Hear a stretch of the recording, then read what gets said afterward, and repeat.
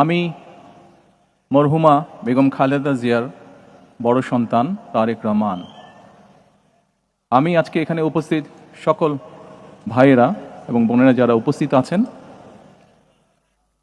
মরহুমা বেগম খালেদা জিয়া জীবিত থাকাকালীন অবস্থায় যদি আপনাদের কারো কাছ থেকে কোনো ঋণ নিয়ে থাকেন, দয়া করে আমার সাথে যোগাযোগ করবেন, আমি সেটি পরিশোধের ব্যবস্থা করব ইনশাআল্লাহ।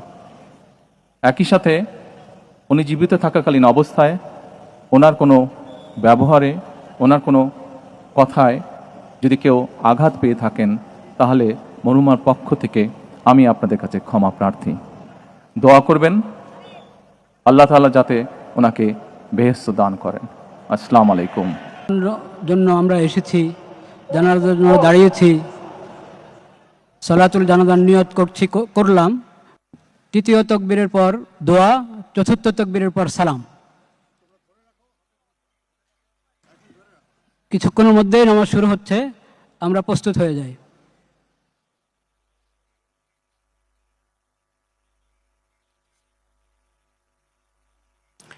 নামাজের ছবি তোলার কোনো প্রয়োজন নেই।